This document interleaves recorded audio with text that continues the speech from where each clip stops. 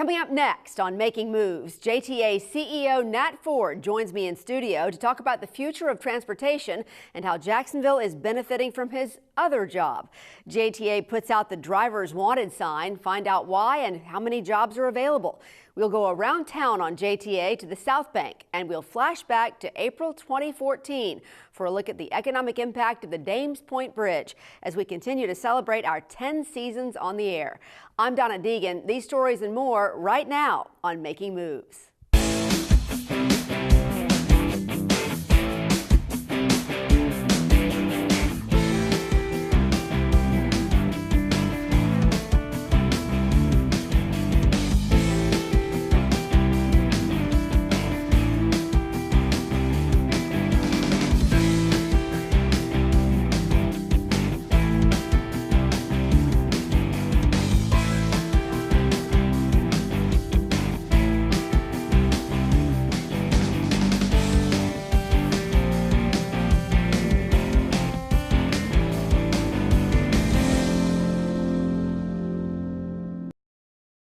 Hello and welcome to Making Moves. I'm Donna Deegan. Glad to have you with us for today's show. JTA Chief Executive Officer Nat Ford will join us momentarily to talk about his role as chairman of the American Public Transportation Association and how he's hoping to change how agencies nationwide operate public transit.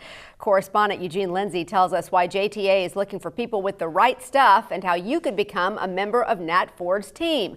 And then later, Catalina Alers-Alers gives us all the details about a new JTA summer promotion that gets you into MOSH for free. But we begin with this guy right here, JTA CEO Nat Ford, joining us back in studio. We were just saying it's been a while since we've seen you. It has. He's been a little busy though, guys. The last time that we talked to you, you had just returned from Atlanta, yes, and you were named the chairman of the American Public Transportation Association. So tell all of our viewers sort of broadly what those responsibilities entail. Wow, it's a great opportunity for Nat Ford and for the JTA. And as the chairman of the American Public Transportation Association, I'm responsible for being the advocate, the lead advocate for public transportation nationally, making sure that the voices of all of the public transit systems and our private sector members, the organizations that provide us our rail cars, our buses, and all of the vendors that work in our industry, that we're the focal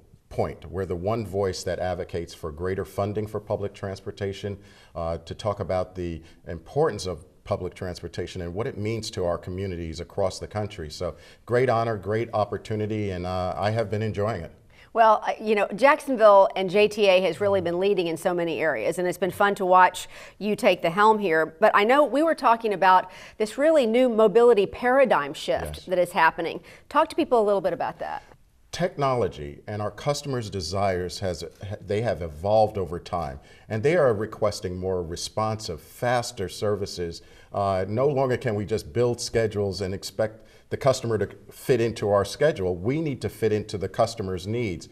And with that, using technology and looking at driverless vehicles and autonomous vehicles, all of these things that we see coming in the future, our transportation agencies, public transit, needs to prepare for that going into the future. So that was I think the focal point of my agenda this year as chairman, is helping our transit systems make this transition from what I'm calling moving from a transit authority to a mobility integrator. So whether you're walking, biking, whether you use public transit, whether you're in an automobile, the transportation authority, similar across the country, transportation authorities like the JTA have an opportunity to expand our role and be mobility integrators or mobility providers, and not limit ourselves to rail, bus, or paratransit, but to open up our toolbox and add more tools in there based on our customers' desires in our community. And technology's really been what's driving that. Oh, it gives us an opportunity to do some very creative things in terms of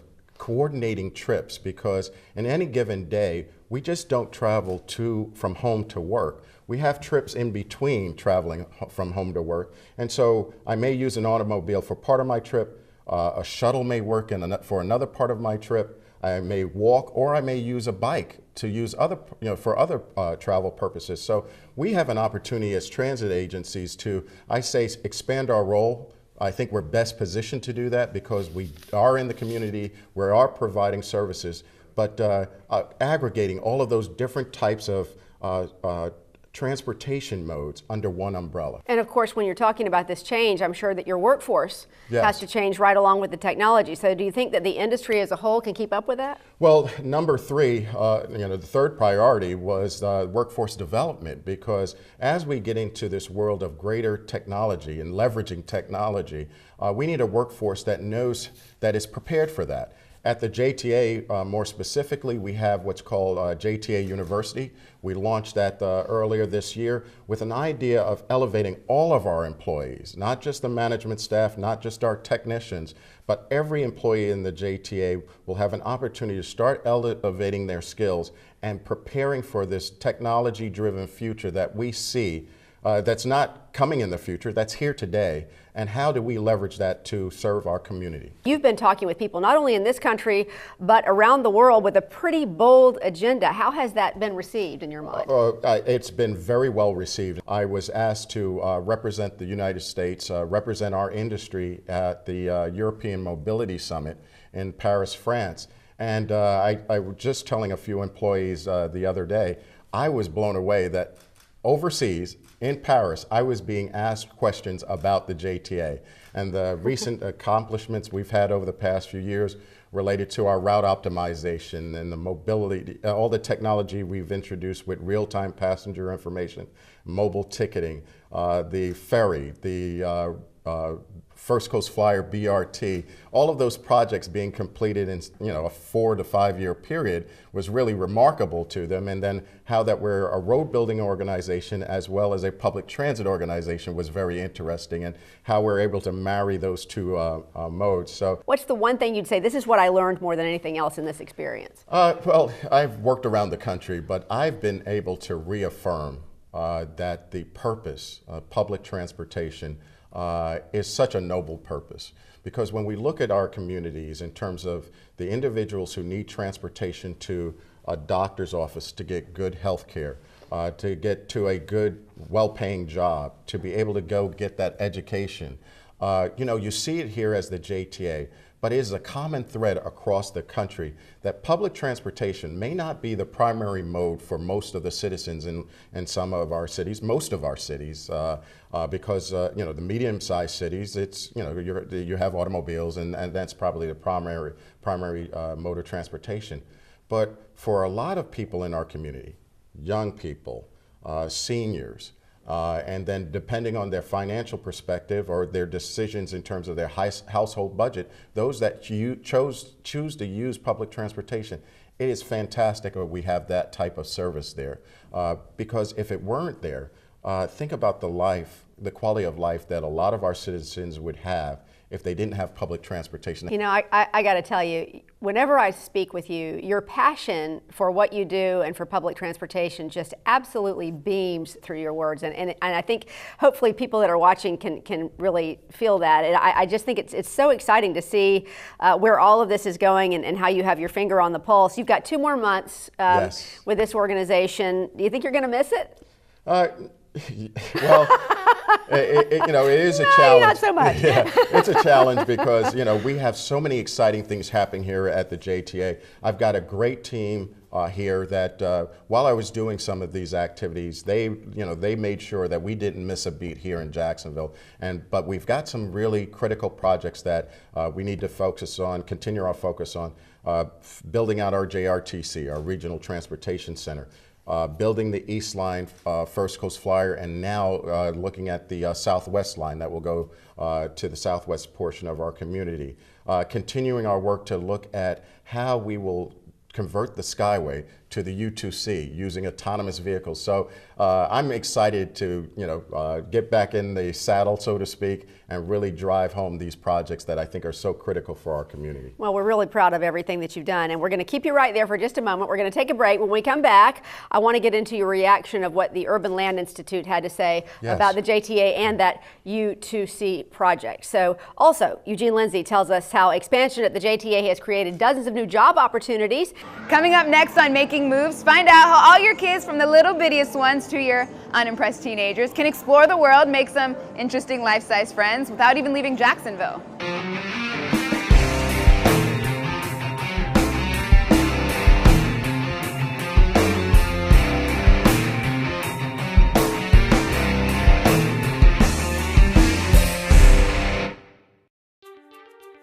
Joining JTA has never been easier than with the MyJTA app.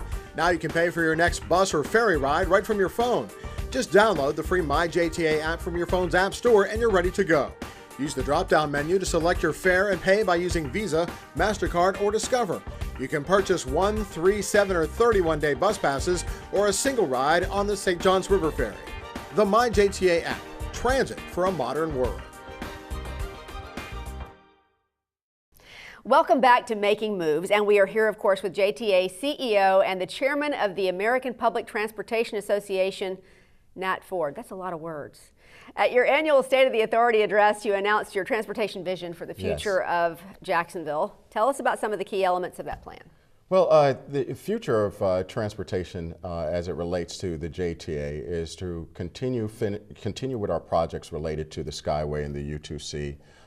Finish off the road project that we have underway. We received that gas tax extension a few years ago, and we're well on our way completing the projects. Gervin, Kern, and San Pablo is going to be under construction soon. And so, continue to stay focused on those projects that really are game changers for this community. We also have First Coast Flyer, and we have 2 lines that need to be completed, the East Line out to the beaches, as well as the Southwest Line. So East Line is under construction, will open up in December of this year. And then the Southwest Line about a year later. That is our plans. It all depends on funding as it relates to federal funding for that project. And then we complete the St. Johns River Ferry work. Right now we have a haul out of the boat occurring, I believe, in September. It's going to be hauled out and be out of service for about a month or so. And the idea is to just continue with all of these capital construction programs. Our on-time performance in terms of the bus system is about the highest it's ever been. It's normally between 80 to 85% on time. Fantastic. First Coast Flyer is in the 90 percentile, our premium service. And so the future, though, in terms of the JTA is really to look at all of the different modes of transportation that we can start introducing into our core transit system. So as you know, we have the beachside buggies, which we sponsor out by the beaches. We've introduced taxi services that we provide in those communities that a 40-foot bus doesn't really serve properly. So a lot of our community shuttles will be substituted with taxi-type services, shuttle services that operate more like an on-demand service and feed the larger bus rapid transit network. And then, obviously, Skyway U2C and the autonomous vehicle program. That's going to be the crown jewel. That's the community game changer. Well, we are definitely going to talk a little bit more about that. But I want to ask you, do you feel like that your role as chairman of APTA will help you to push some of these initiatives through more quickly? Oh, definitely. So what, I don't think everyone's cognizant of being at the table while decisions are being made for transportation policy and public transportation funding.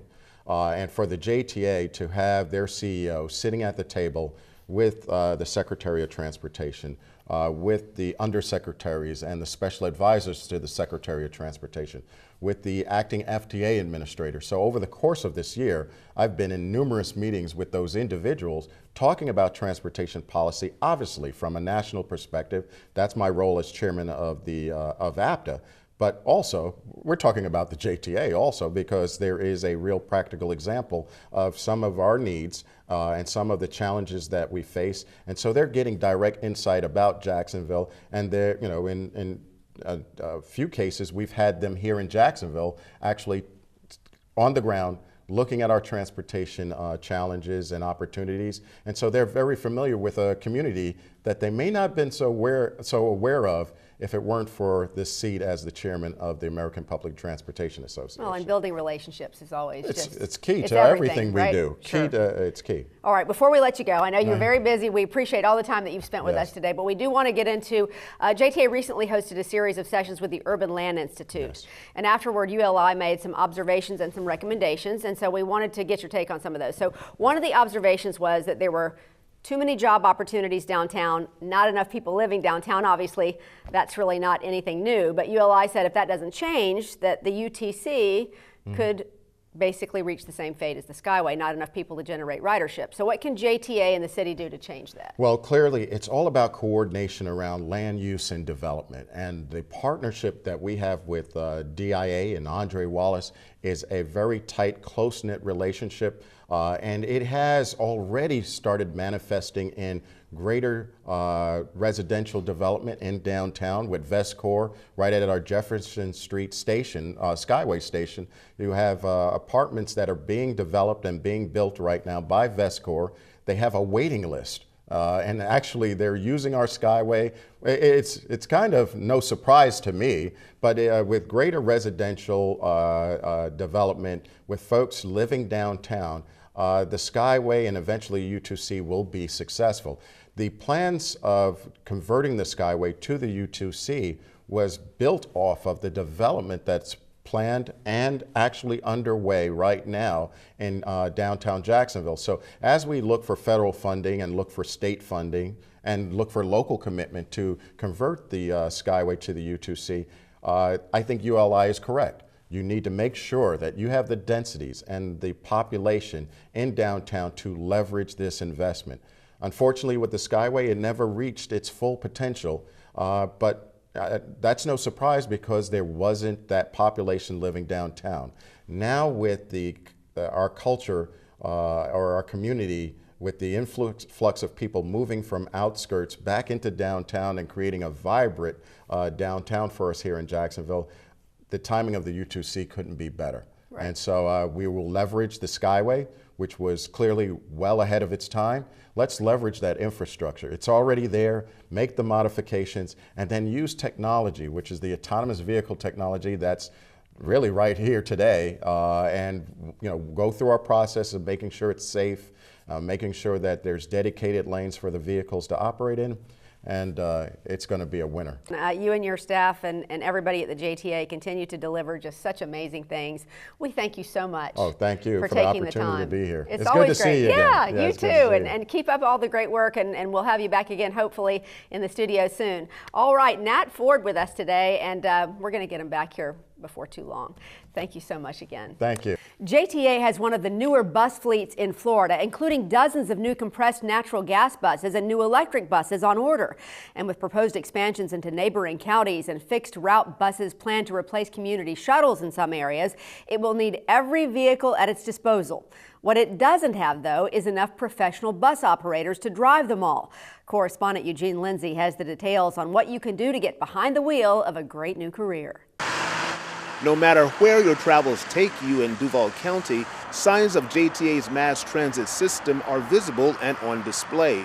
And in just a matter of minutes, anyone who needs to get from point A to point B can quickly access quality transportation on any of the dozens of JTA routes. The JTA will soon launch the next branch of its express service with the First Coast Flyer Red Line that runs from downtown and travels east along Beach Boulevard to Jacksonville Beach.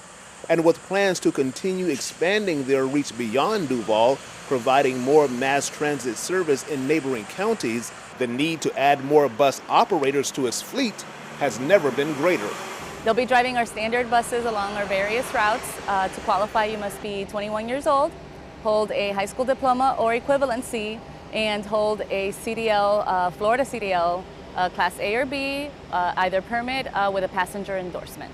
Before new operators can get behind the wheel for the JTA, they are put through an extensive 7-week training program where they receive 44 hours of classroom training before moving on to this simulator where they must master 5 different real-life driving scenarios. Only then can driver candidates sit behind the wheel of one of these, a 40-foot JTA bus, for almost 200 hours of actual on-the-road driving instructions. So when you approach the stop sign, you want to stay behind that white line there because you want to make sure that if anything goes wrong, you know your position.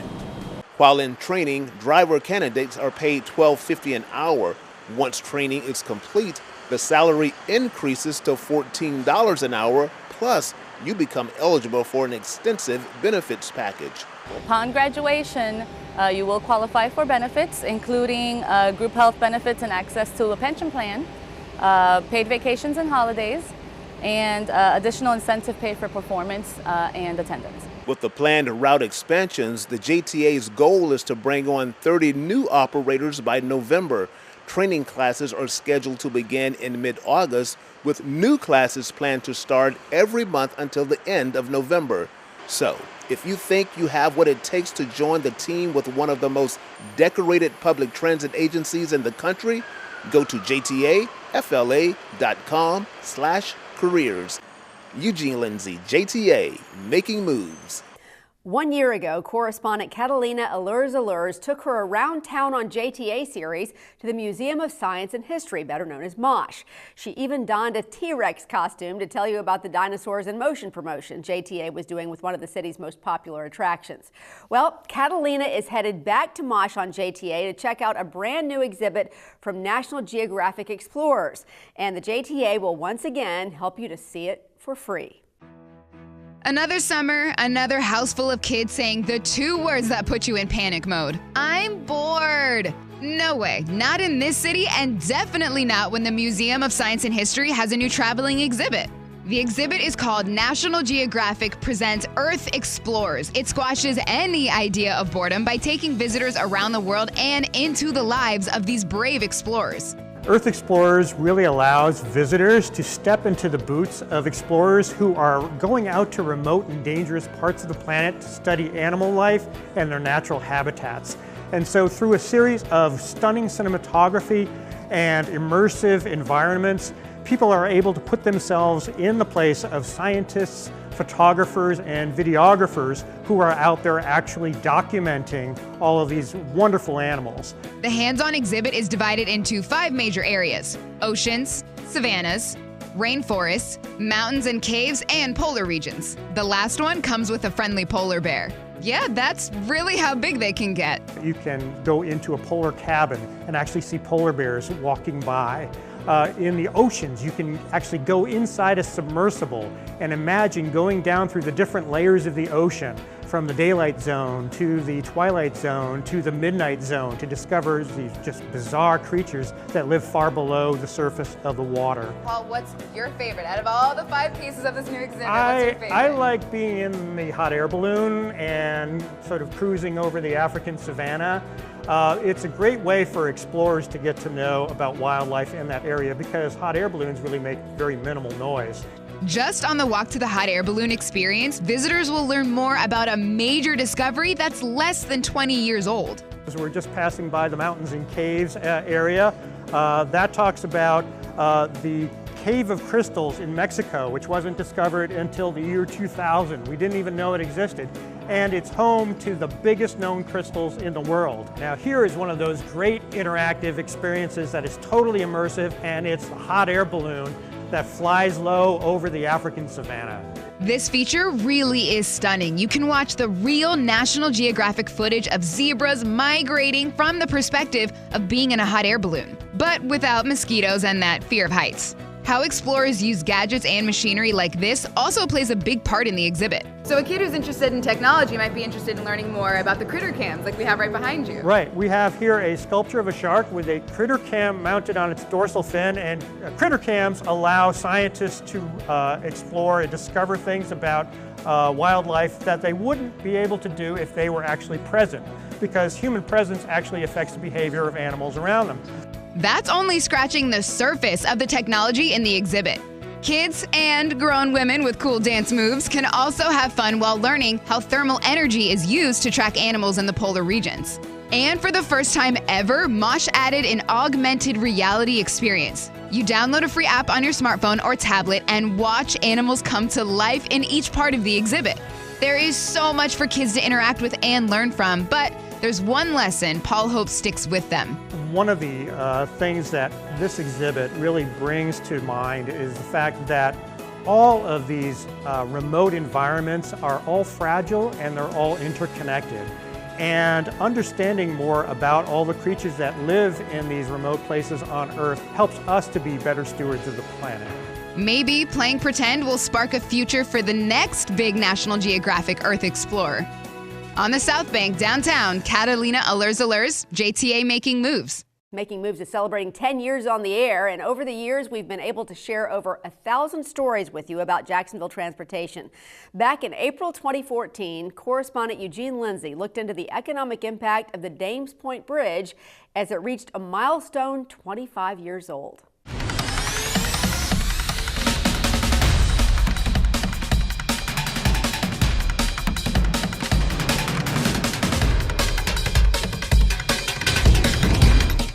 Waste of taxpayer money? Bridge to nowhere? Those are just a couple of the nicknames the Dames Point Bridge was called 25 years ago. Well, you don't hear much of that anymore. The majestic Dames Point long ago became an engineering icon, but more importantly, it became accepted as the important transportation link that it is. The building of the Dames Point Bridge forever changed much more than just traffic patterns. It changed lives. We had no shopping. The only place to go and eat, for goodness sakes, was Dunn Avenue, and that was the Dairy Queen. So. For Joseph Johnson and his family, the progress of the new bridge was somewhat bittersweet. Johnson still recalls his feelings of watching as the world he knew as a child was uprooted in the name of future development. Most of my relatives stayed in this neighborhood. They're dead and gone now. That bridge is in close proximity to their homes, and they all had to move. But like the thousands of us who use the Dames Point Bridge daily, Johnson is well aware of the value of his family's sacrifice. Cuts down on transportation time from what it used to be when we had to go all the way around. Prior to the Dames Point Bridge, this is how much of the north side looked. Rather rural with horses and farmland and not a whole lot of amenities. But over the past 25 years, this area has seen tremendous growth. New housing, restaurants, and shopping malls. It's become a whole new world north of the Dames Point Bridge. Bonnie Seeker knows all about growth here. When she started her real estate office 2 years before the Dames Point Bridge opened, the average sale price of a new home in North Jacksonville was in the $30,000 range. Now, it's more than 4 times that. If we didn't have the bridge, we probably wouldn't be much further than we were before. I mean, because the new subdivisions, again, in order to bring people, you have to have a place for them to live, okay? The builders were afraid to spend money out here because if you can't get people to buy those homes, it's not going to work, is it? And the growth here is not slowing down at all. New housing developments continue to go up, and now the north side is one of the fastest growing commercial sectors in town as well, with developments like the River City Marketplace providing shops and restaurants residents here once had to travel miles to enjoy. So we've come a long way. And that wraps up this episode of Making Moves. We thank you for taking some time to join us. Remember, you can check out past episodes anytime online at jtafla.com. You can also find stories and other exclusive content when you like our Facebook page at facebook.com/JTA Making Moves. I'm Donna Deegan. We hope to see you next time for another edition of Making Moves. Take care.